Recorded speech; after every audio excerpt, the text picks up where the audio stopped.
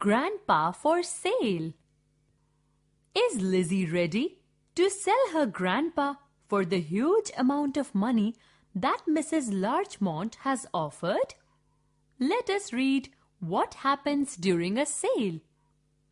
Characters: Narrator, Lizzie, Mrs. Larchmont, Grandpa, Giselle. At Old Man's Antiques, Lizzie dusted the lamps, the books, the clocks, and the spindly tables. She even dusted the bald spot on Grandpa's head as he snoozed on a settee. The tiny bell over the door tinkled as a woman breezed in. Her pink stole and suit matched the miniature poodle in her arms. Lizzie had never seen anyone with hair so long. The woman peered at Lizzie through rhinestone glasses. "You seem quite young to be running such an establishment." "I am watching the store until my mother comes back." "I am Mrs. Bradley Larchmont the third, and this is Giselle," pointing towards the pet dog. "Yip, yip." "If you don't mind, I'd like to browse." Lizzie certainly didn't mind. That's all anyone ever did at Old Man's Antiques. Mrs. Larchmont inspected each item with a gloved hand. "I'll take this, and I simply can't live without this." She glanced down at the Louis XVI settee. "Oh, my stars! Look at this! I don't think I've ever seen one for sale. How much?" Lizzie checked the price tag. $500. "What a bargain! Does he come with a set of teeth?" "Teeth?" "Yes, he's not wearing any." "Aren't you talking about this antique settee?" "No, I have a dozen of those at home already. How much for this charming antique?"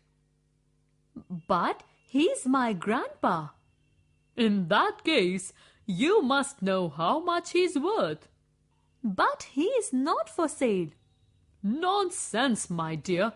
Everyone has a price. I'll give you $500 for him." $500? For $500, Lizzie could buy the tree house she'd always wanted. She could start her own club and be the president. She'd be the most popular girl in the neighborhood. But what would a tree house be without Grandpa there to help her build it? "No, thank you. I can't take $500 for Grandpa." "Yip, yip." "Okay, 1,000. $1,000? With that much money, Lizzie could buy a small boat and sail out on the lake any time she wanted. She could lay back and float lazily along, or look for the mysterious monster that lurked at the bottom. But what would a boat be without Grandpa there to steer and fish and sing sailor songs? Sorry, no bargain. "So you want to bargain, do you?" "Yip, yip." "Very well, $5,000. Lizzie pictured herself in her very own lavender dream bedroom set. The lace curtains would match the ruffled canopy on the bed, and she'd have her very own dressing table. To sleep in that room would be like dreaming on a fluffy marshmallow. But what good would a fancy bedroom be without Grandpa there to tuck her in and tell her bedtime stories? No deal. 10,000. Oh my God! $10,000.